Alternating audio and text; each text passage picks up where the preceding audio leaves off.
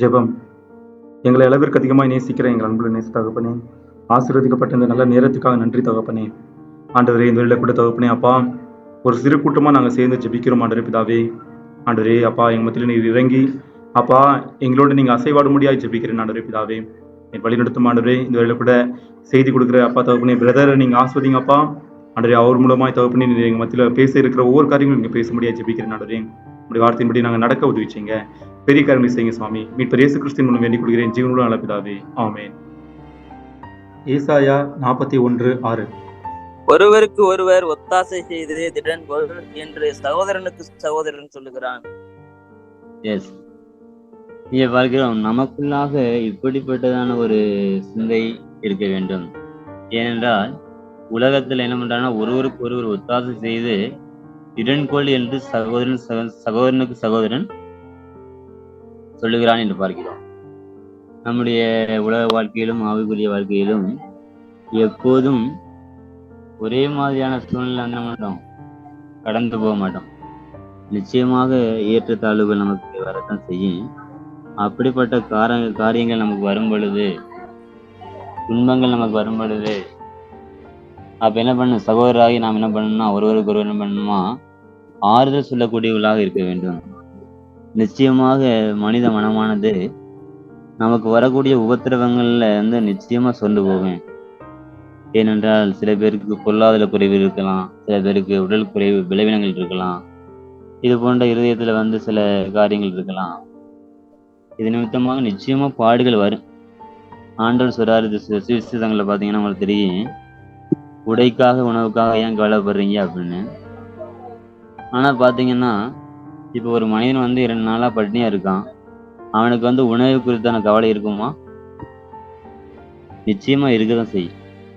ஆனா அது நான் இன்னைக்கு எனக்கு கூட ஒரு சின்ன கவலை தான் இருந்துச்சு. இன்னைக்கு நான் தொழிலுக்கு போனேன், அதற்கு ஏற்ற ஒரு வருமானம் இல்லை. உண்மையாகவே ரொம்ப சோர்ந்து போய் தான் இருந்தேன். ஆனா இப்ப சாயந்தரம் ஒரு 6 மணிக்கு மேலதான் ஒரு சின்ன ஒரு உணர்வு ஆண்டவர் கொடுத்தாரு. அது ஒரு சின்ன ஊமி மூலமா உங்களுக்கு வெளிப்படுத்த ஆசைப்படுறேன். இப்ப பாத்தீங்கன்னா ஒரு மனிதர் பாலைவனத்துல இருக்காரு. அவருக்கு பாத்தீங்கன்னா அடிக்கடி என்ன பண்ணு, தாகம் வரும். என்னது, அவருடைய இருக்கக்கூடிய இடம் என்னது, பாலைவனம். அதனுடைய சூழ்நிலை என்னது, நமக்கு அடிக்கடி தாகத்தை உண்டு பண்ணக்கூடியதா இருக்கும். இதே அவர் ஒரு பனி பெய்யக்கூடிய ஒரு இடத்துல இருக்காரு, அங்க அடிக்கடி ஒரு தாகம் வருமா? வராது. ஆனா அதே உடல் அமைப்பு தான் அந்த சூழ்நிலையானது அவரை என்னது மாற்றுகிறது. அதே போலதான் நாம் ஆண்டவரை எப்பொழுதும் சார்ந்து கொண்டு ஆண்டவருடைய அன்பினால் நாம் நிறையப்பட்டிருக்கும் பொழுது, அந்த பனி பெய்யும் பொழுது எப்படி அந்த குளிர்ச்சி இருக்கு இந்த தேசத்துல, அதே மாதிரி ஆண்டவருடைய அன்பினால் நாம் சூழப்பட்டிருக்கும் பொழுது நமக்கு இயல்பாக ஏற்படக்கூடிய இந்த பொருளாதார குறைவுகள் அல்லது விளைவினங்கள் அதீத ஒரு கவலையும் நமக்கு உண்டு பண்ணாது அப்படின்னு ஆண்டவர் எனக்காக உணர்வு இருந்தார். அப்படியா நான் இன்னைக்கு கூட என்னுடைய மனசை நான் ஆறுதல் படுத்திக்கிட்டேன். பிரியமானவர்களே, அப்படியானால் நம்முடைய குறைவுகள் நமக்கு வருவது இயல்பு. மனித வாழ்க்கையிலே கஷ்டங்கள் வருவது இயல்பு. நாம் தேவனுடைய அன்புக்குள்ளாக கடந்து போய் அந்த ஆண்டவருடைய அன்பின் அகலத்தை நாம் அறியும் பொழுது இந்த காரியங்கள் நாம் மேற்கொள்ளாது என்று நாம் பார்க்கின்றோம். அடுத்ததாக நீங்க பாத்தீங்கன்னா அதே அதிகாரத்துல 8வது வசனத்தை வாசிங்க. 41:8. என் தாசனாகிய இஸ்ரவேலே, நான் தெரிந்து உண்ட யாக்கோபு, என் சிநேகிதனான ஆபிரகாமின் சந்ததியே. இங்கே பார்க்கிறோம், பிரியமானவர்களே, என் தாசனாய இஸ்ரவேலே, நான் தெரிந்து கொண்ட யாக்கோபே, என் சிநேகிதனான ஆபிரகாமின் சந்ததியே. அன்பானவர்களே, கடவுள் என்பவர் மகா உயர்ந்தவர்.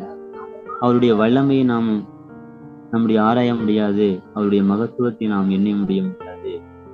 அவர் பார்த்தீங்கன்னா எவ்வளவு வார்த்தையினால் உலகத்தை உண்டாகின கர்த்தர் இந்த மகா மோசமான அல்லது ஒப்பிட முடியாத சாம்பலுக்கு ஒப்பான மனிதனாகிய நம்மை பார்த்து சொல்றாரு சிநேகிதனே என்று சொல்கிறார். இதை நம்ம தியானிக்கவே நமக்கு அது எப்படி சொல்றது, அது வார்த்தை இல்லை. நீங்க மற்ற தெய்வங்களை பார்த்தீங்கன்னா என்ன பண்ணுவாங்கன்னா, இவ்வளவு தூரம் தான் அந்த கோயில் பக்கத்துல போகணும்னு வச்சிருப்பாங்க, உள்ள போகக்கூடாது, அப்படி சில வரமுறைகள் இருக்கு. ஆனா இங்க ஆண்டவர் என்ன சொல்றாருன்னா, என் சிநேகிதனாகிய ஆபிரகாமின் சந்ததியை என்று குறிப்பிடுகிறார். நாம் முன்பாக பார்த்தோம், நாமும் கூட வாக்குத்தத்தின்படி ஆபிரகாம் சந்ததியாகவும் தேவனுடைய புத்திரராகவும் இருக்கிறோம். அப்ப பாத்தீங்கன்னா இது எவ்வளவு பெரிய சிலாக்கியம். நம்ம பாத்தீங்கன்னா ஒருடைய வாழ்க்கையிலுமே சில உறவுகள் இருக்கு. அம்மாவோட அம்மா இருக்காங்க, சோதரர் இருக்காங்க, தங்கைகள் இருக்காங்க. இப்படி எவ்வளவு உறவுகள் இருந்தாலும் ஒவ்வொருத்தவங்களுக்கும் பாத்தீங்கன்னா பர்சனலா என்ன பண்ணுவாங்க, நண்பர்கள் இருப்பாங்க, ஃப்ரெண்ட் இருப்பாங்க. உங்களுக்கு இருக்காங்களா ஃப்ரெண்ட்ஸ்? இருக்காங்க. அவ பாத்தீங்கன்னா நீங்க இந்த உலகத்துல பாத்தீங்கன்னா ரொம்ப முக்கியமான very important relationship with the husband and ஒய்ஃப்னு சொல்லுவாங்க. கணவனுக்கும் மனைவிக்குமான உறவு தான் அந்த உலகத்திலே உயர்ந்தது என்று. ஆனால் ஒரு மனிதன் தன்னுடைய மனைவிட்ட மறைக்கக்கூடிய காரியத்தை கூட என்ன பண்ணுவான்னா நண்பன் சொல்லுவான். இது நம்ம பார்த்துருப்போம். அப்படியாக ஆண்டவர் என்ன சொல்றாருன்னா, ஒரு நெருங்கிய ஒரு உறவாக, நெருங்கிய ஒரு நண்பனாக ஆண்டவர் நம்மிடத்திலே வாசம் பண்ணுகிறார் என்று பார்க்கிறோம். அப்படிப்பட்ட ஆண்டவரை நாம் எப்பொழுதும் அவர் சத்தத்தை கேட்கும்படியாக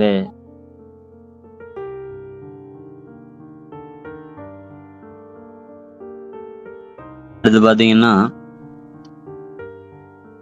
அங்கே நம்ம ஆதியாமத்துல பார்த்திருப்போம். ஆதியில என்ன பண்றாரு ஆண்டவர் வானத்தை பூமியை சகலத்தையும் சிருஷ்டித்தாலும் அந்த ஈதேன் என்ன பண்றாருன்னா தினந்தோறும் ஆதாமோடும் ஏவாளோடும் பேசும்படியாக வருகிறார்.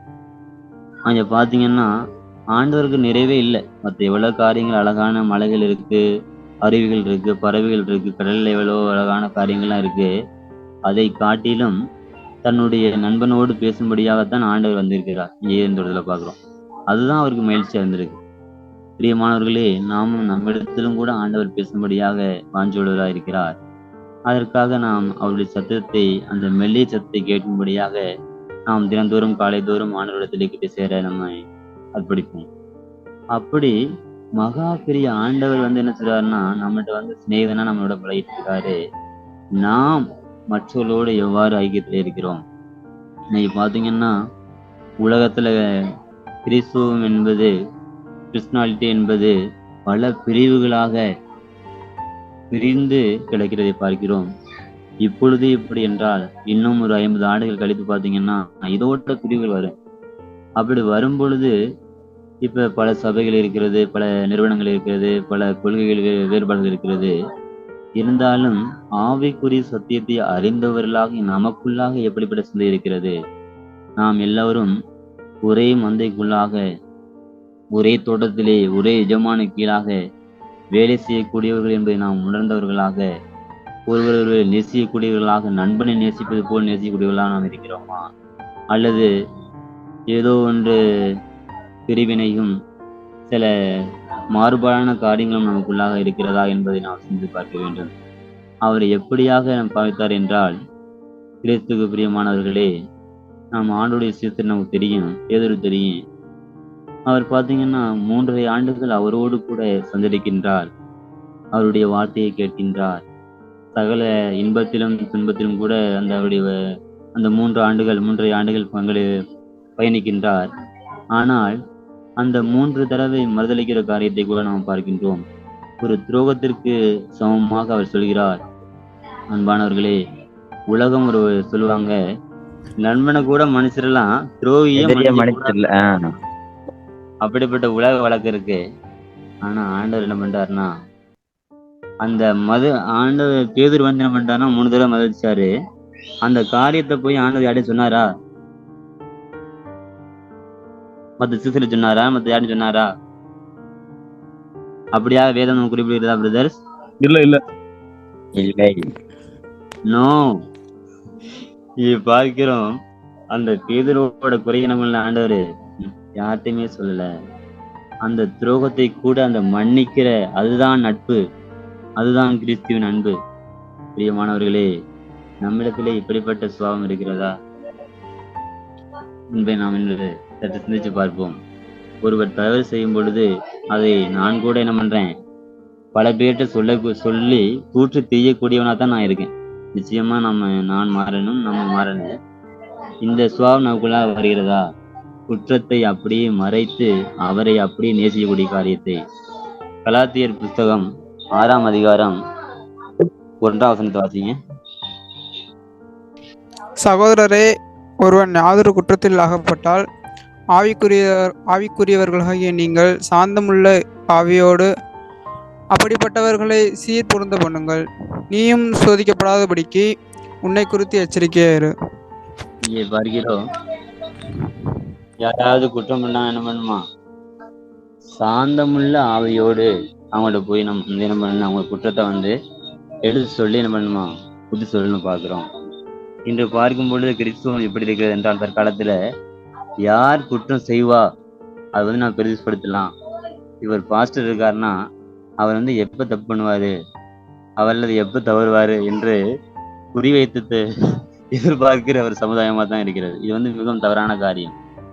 அவர் ஒருவேளை அவர் தப்பு பண்ணிட்டா கூட என்ன பண்ணலாம்னா, அந்த ஒரு அன்பின் நிமித்தமாக அவர் என்ன பண்ணலாம், நம்ம சாந்தமுள்ள அவையோட போய் அல்லது நேரடியா போய், இப்ப உங்க ஃப்ரெண்டு தப்பு பண்ணிட்டா என்ன பண்ணுவீங்க?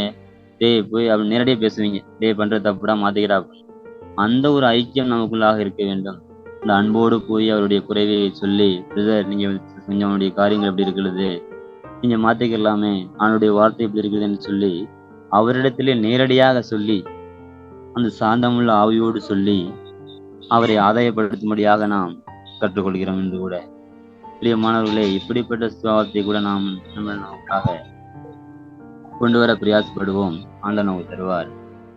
அதே போல இங்கே பார்க்கிறோம், இப்படியாக நாம் ஆண்டவரை நேசிக்கக்கூடியவர்களாக, ஆண்டவர் நம்மிடத்திலே சிநேகனை போல நேசிக்கிறார், அதே நாமும் கூட நாம் சிநேகர்களாக இருப்போம். அதே போல ஆண்டவர் எப்படி நமக்கு கிருபைகளை ஆசீர்வாதம் தருகிறார் என்பதை கூட நாம் கற்றுக்கொண்டோம். அப்படியாக நம்முடைய சுபாவங்களை மாற்றிக்கொண்டு ஆண்டவரத்திலே நாம் கிட்டி சேர பிரயாசப்படுவோம். தேவன் தாமே நம்மை ஆசீர்வதிப்பாராக. சில தகப்பனே துதிக்கிறோம், சோத்தரிக்கிறோம், தகப்பனே நாளும் கூட ஆண்டவரே இருவர் மூவர் ஆண்டவரே ஒன்று கூடி ஜெபிக்கிறதற்கும் ஆண்டவரே இந்த நேரத்தை ஒதுக்கி ஆண்டவரே உங்களுடைய சமூகத்திலே விண்ணப்பிக்கிறதற்கும் உங்களுடைய அன்புக்காக உங்களுடைய பெரிதான தெய்வுக்காக ஸ்தோத்திரமுக்கு நன்றி ராஜா.